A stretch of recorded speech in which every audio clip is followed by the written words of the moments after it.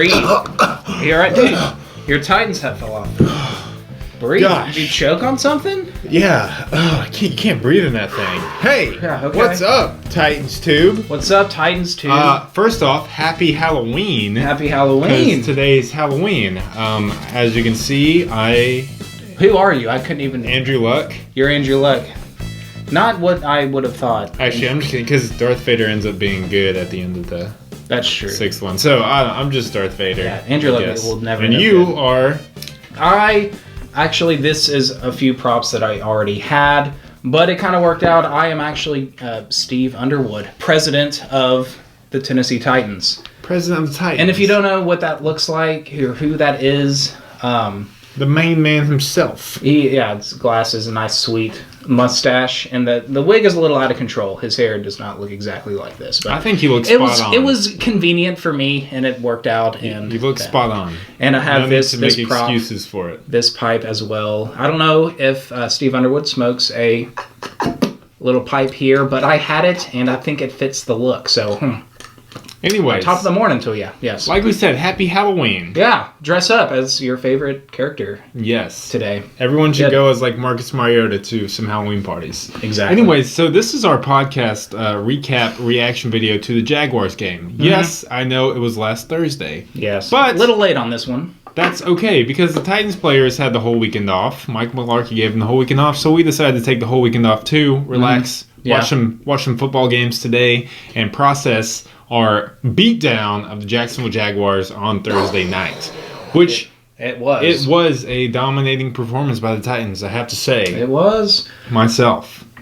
So yeah, we're just gonna give a quick reaction. We don't have a lot to say. Yeah. We'll try to keep it shorter than the other podcast. But yeah, since it's so late, and as you guys I'm sure have already done, have processed this win, we know where we're at, especially after the games being played today.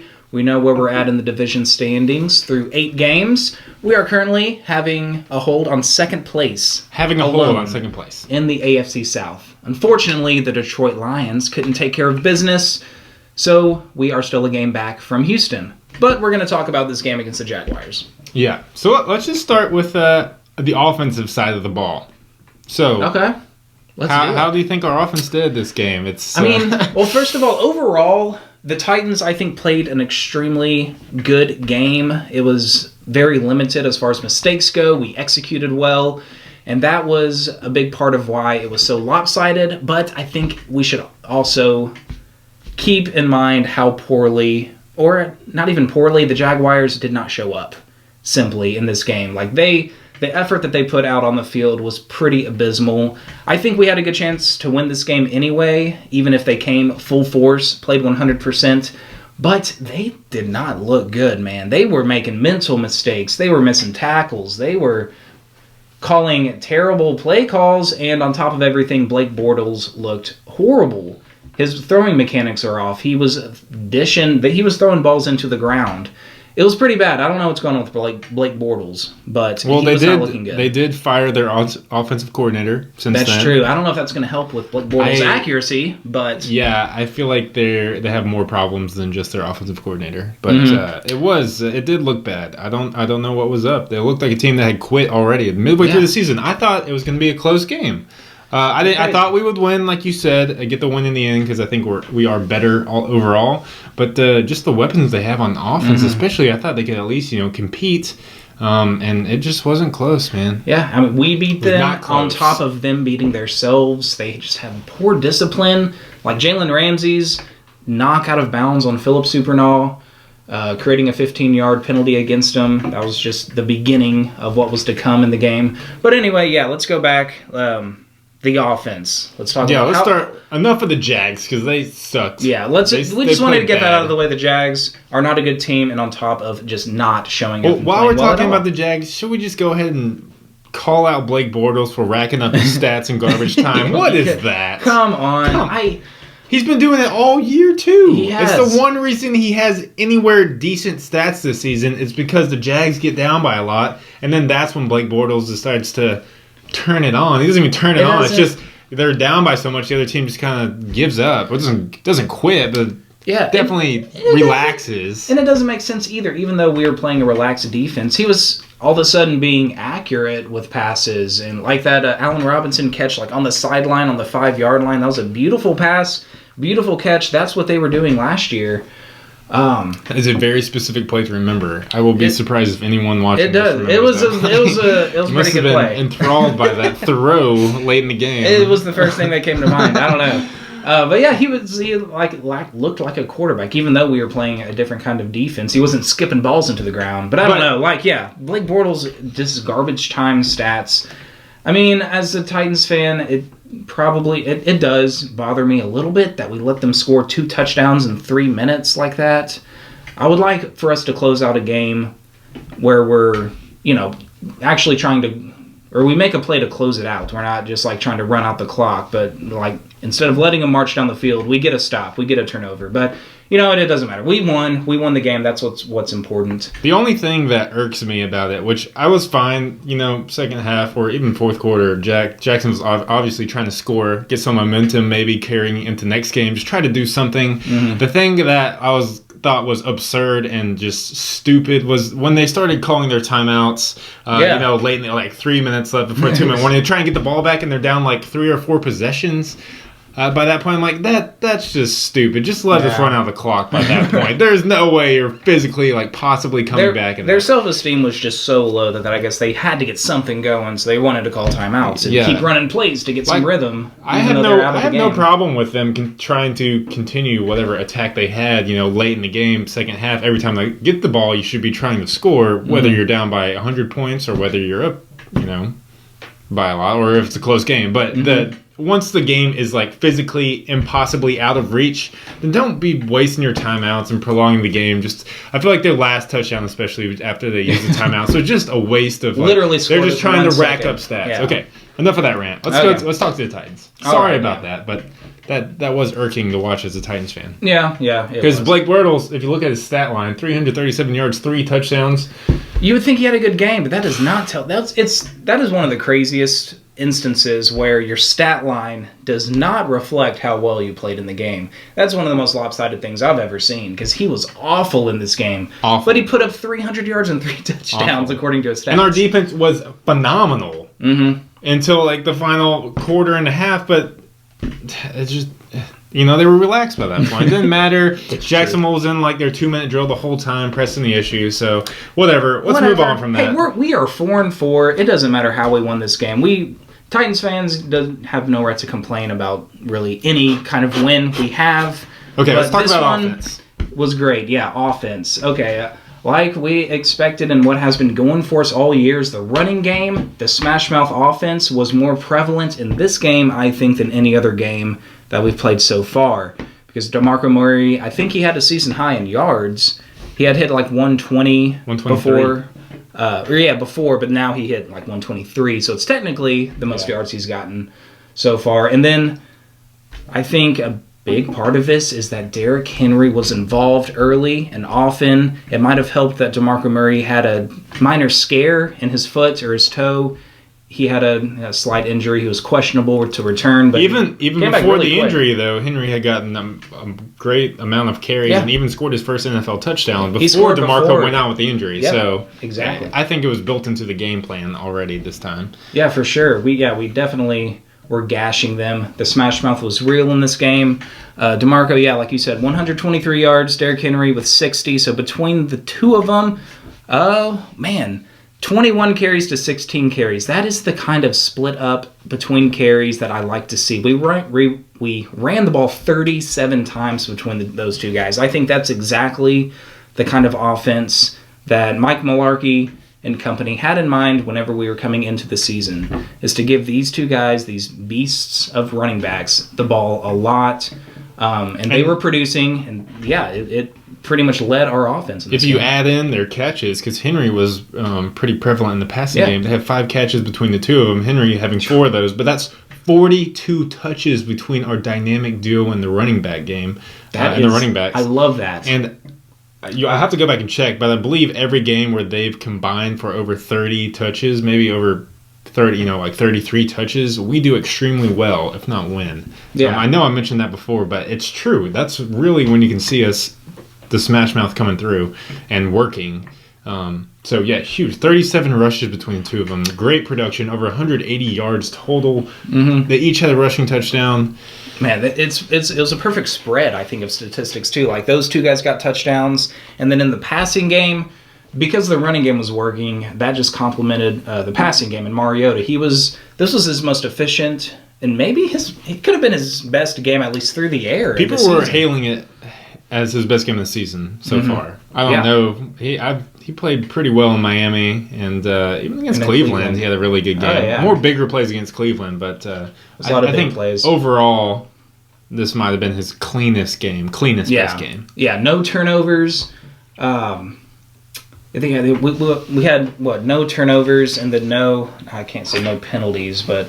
We had penalties, probably. We did have penalties, but it was a very limited Mainly Taylor Lewan's unsportsmanlike call to take away first and goal for us, which... Since we won, I don't really want to give much light to it. I was going to get into that.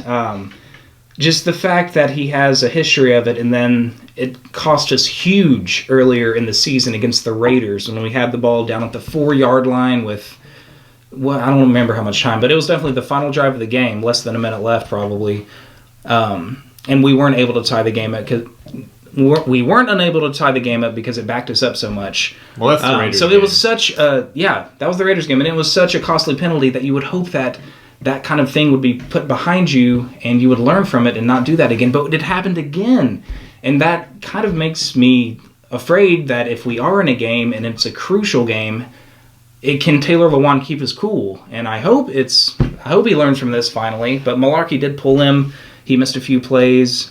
Hopefully that hits home. I love Taylor Lewan. Love his attitude. I love his his fight and toughness that he plays with, and he's one of the top left tackles in the league. But that's his one thing that's going against him is those personal fouls, and then he does commit, hands to the face holding penalty almost every game. But I'll take that. I'll take that with the overall play that he brings to the team. But yeah, that sucked. That was the one of very few penalties that we committed in this game. Very mistake-free football. Wait, what were we on? Mariota. We were talking about Mariota. We were talking about Mariota and his efficient passing. Efficient. Definitely an efficient game. And he threw 4 incompletions, and I think at least 2 of those, maybe 3 of them, were throwaways. So as far as throwing the ball in there and trying to make a completion, he was perfect.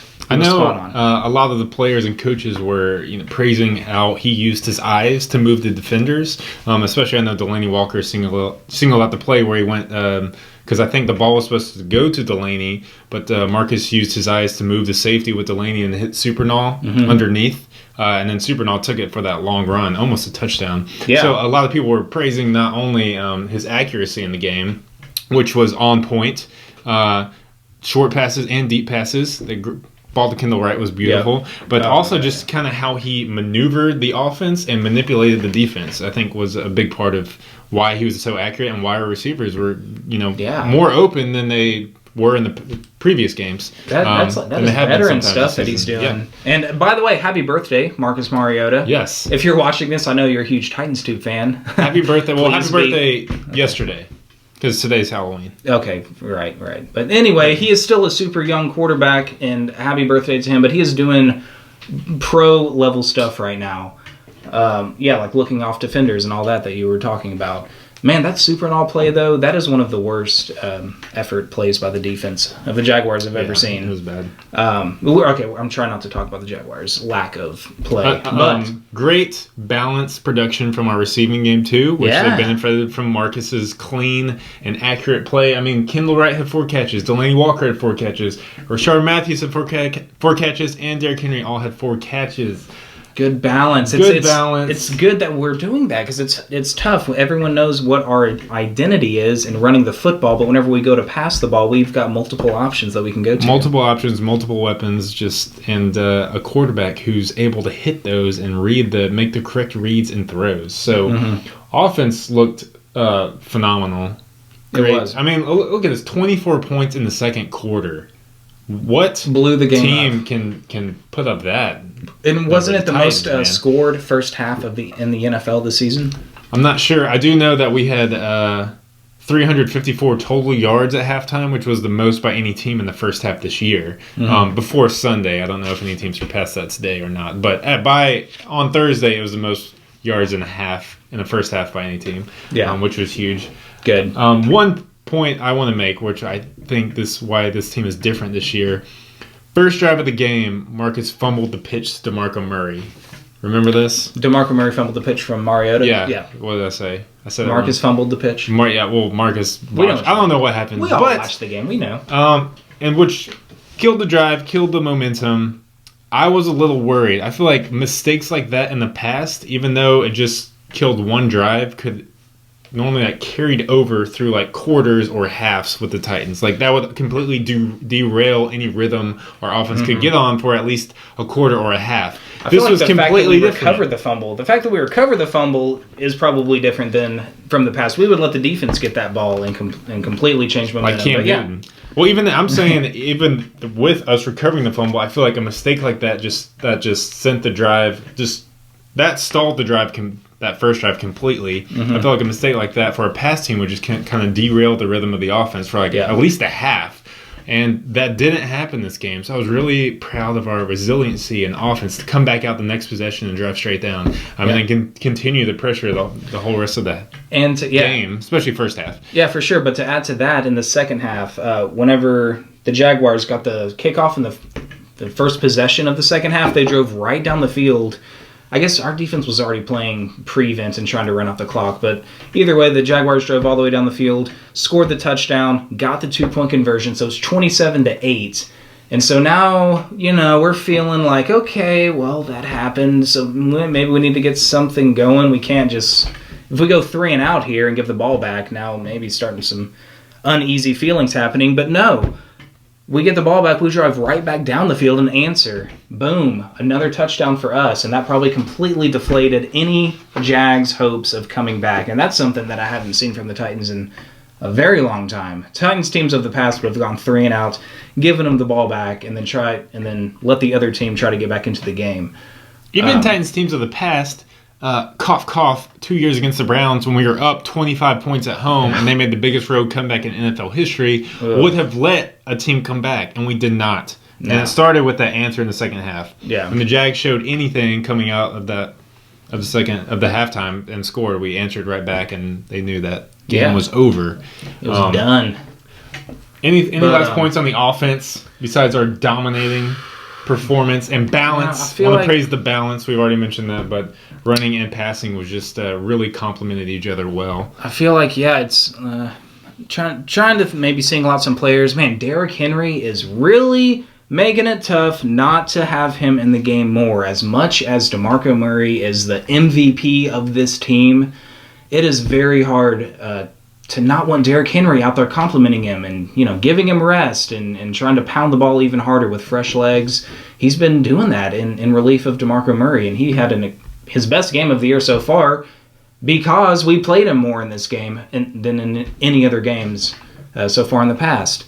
So, and he didn't take away yards or production from DeMarco, even though he got probably triple the amount of carries he's gotten in a game so far this year. So I think using Henry more only complemented his run style, only helped Murray out more, as well as the Jags was really weak on their run defense. But. Side note, something that kind of bothers me about Derrick Henry's stat line.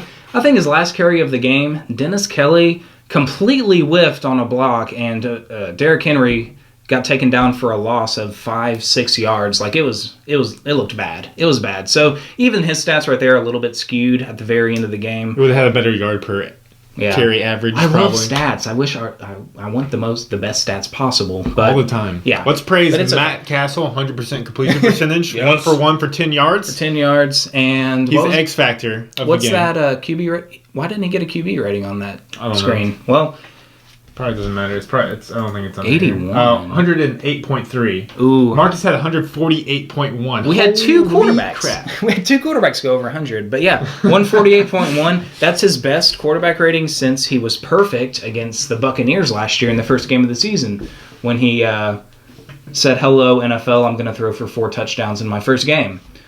But yeah, anyway, offense on point, receivers making plays, Delaney. Rashard Matthews is turning into a great signing. We knew he had some skills coming in, but now he's finally starting to turn it around, getting some rhythm with Marcus, starting to be more consistent. He's turning into a really good receiver for us. Yeah, as Marcus is kind of getting his groove and finding his rhythm, obviously the receivers are benefiting too. Yeah, for sure. So I'm still just looking forward to the second half of the season.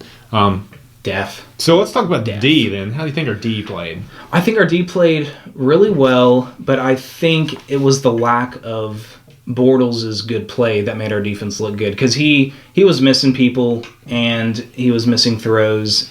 I know, especially on third down, he was skipping passes, throwing passes wide, which definitely helped. But our defense was great. We had consistent pressure on Bortles. I know we only recorded 2 sacks, but the pressure was there all night. Multiple occasions, especially I remember some third downs early. We didn't get the sack, but like you said, we pressured him into making a bad throw or rushing the play, making an errant mistake, and ended up getting the ball back. So, didn't produce the amount of sacks that we have become accustomed to over the past month, but the pressure was there for sure. The pressure was there, which is almost just as good. I mean, that's what they're there to do, is pressure a bad throw, a bad decision. And if they decide to hold the ball too long, then we're just going to sack you, which is an even worse result for you.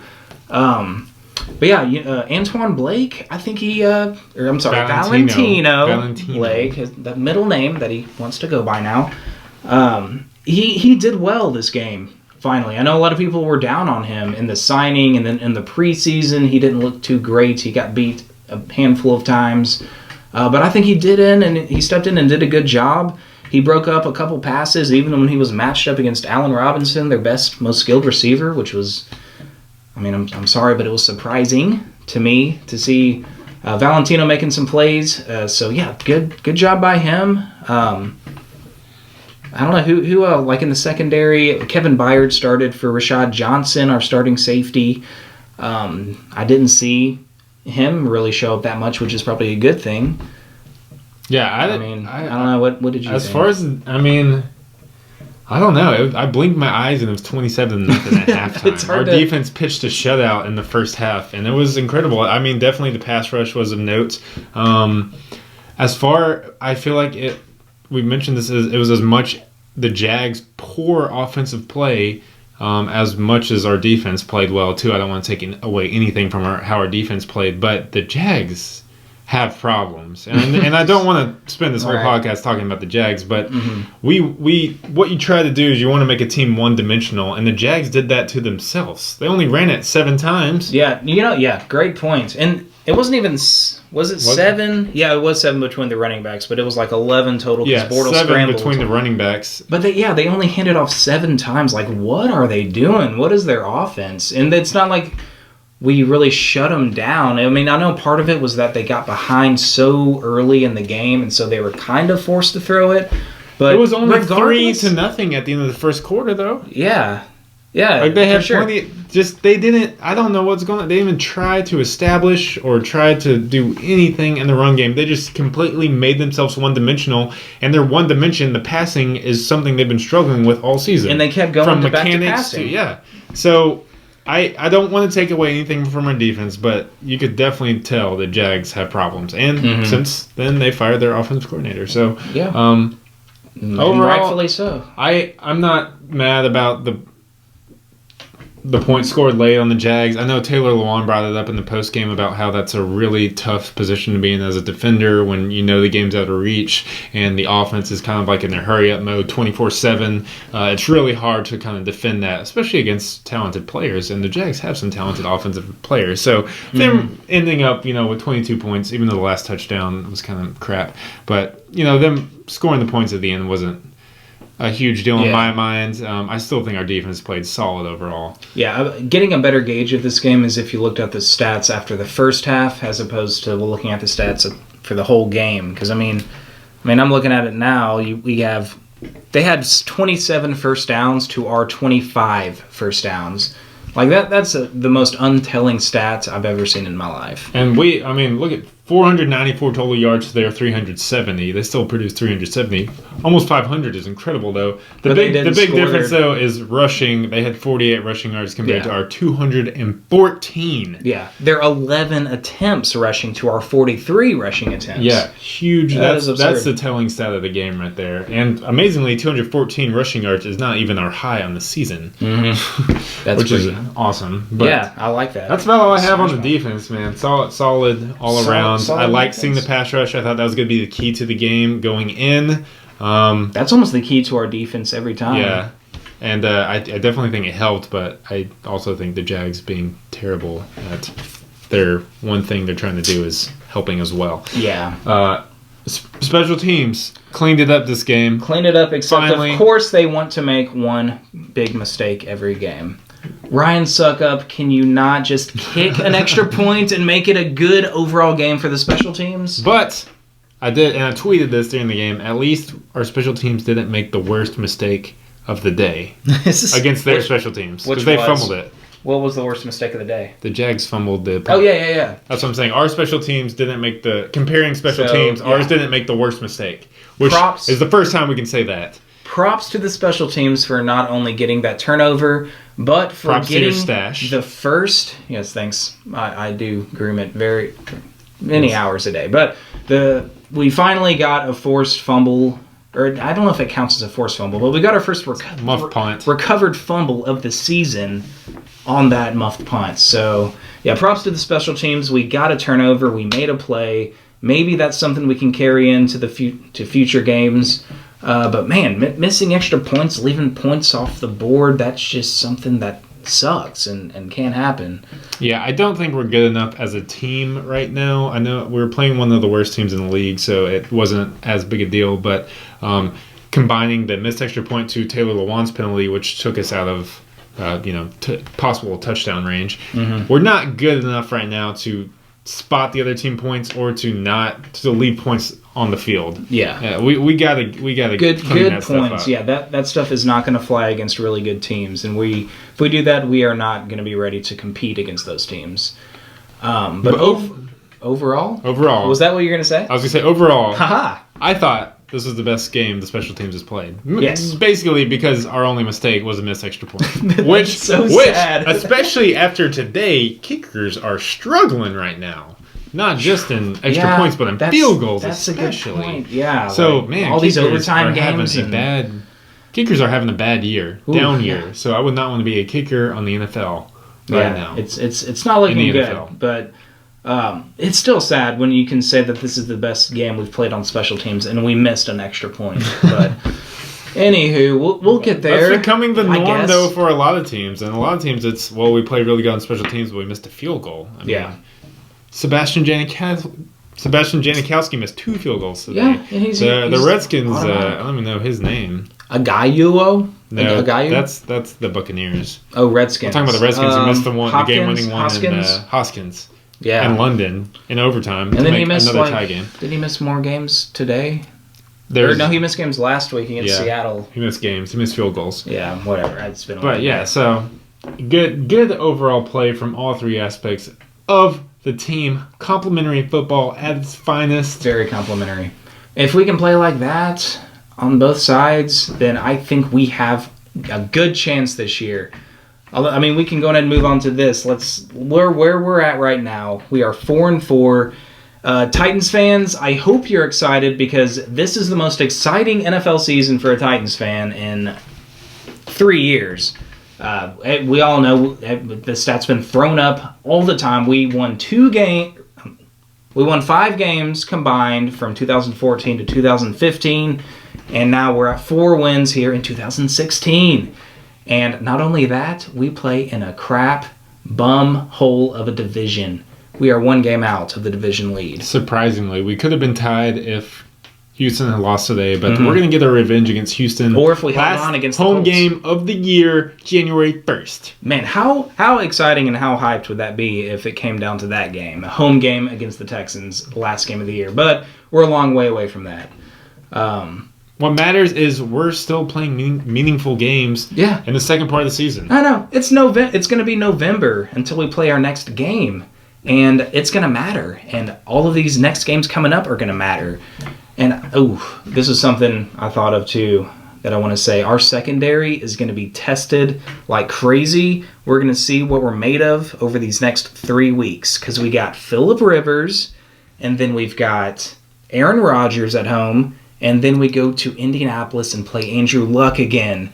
That's going to be a 3-game stretch of some tough quarterbacks. And then the scariest one of all, Jay Cutler. Oh my gosh. If he's still alive by then, he hasn't been re-hurt. You know what? Let's not say anything that's going to make you put your foot in your mouth, because Jay Cutler could very well tear us up. Yeah, he could. Anyway.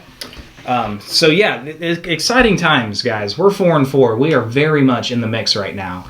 And a lot of people probably think that the Titans, I mean, obviously we do, have a very good chance at winning this division over everyone else. Because, let's be honest, the Texans, they are the least intimidating 5-3 team I've ever seen in my life. They did get a big, surprising win today against the Lions, but I think most of the people, if you look at the scope of the NFL and the scope of our division, I would say the Titans have the most momentum right now. Mm-hmm. Yeah, we just lost to the Colts in the past week, but then we turned around and put it to another division rival in the Jags.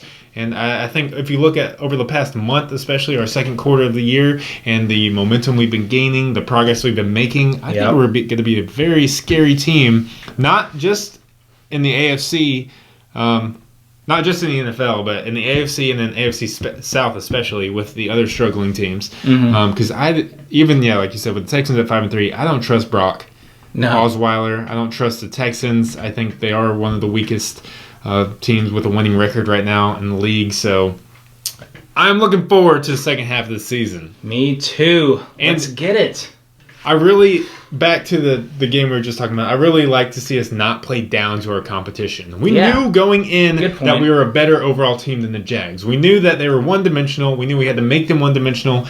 And we completed all these goals and dominated them. Mm-hmm. The Jags were down, they were struggling, and we buried them. 27-0 at halftime. I was shocked. Yes. Yeah. Even though as Titans fans, you never feel comfortable with the lead, but I can say we are really this team is starting to change that, because we wouldn't have been up 27-0 on a Jags team in the past 5 years. You know, we wouldn't have been putting it on a bad team like that, and we were doing that. We would be making mistakes and maybe hurting ourselves, but we've played completely mistake-free football for the most part.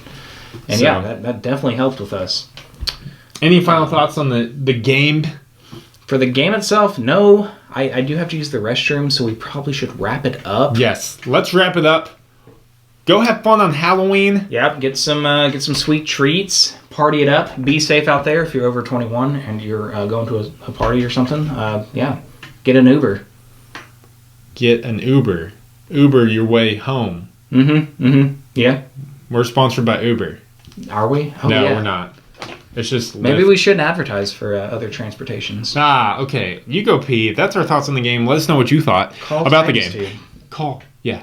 And we'll come pick you up from the party. Okay. All right. No. Fair enough. We don't know you. But may the force be with you. Yes. Steve Underwood.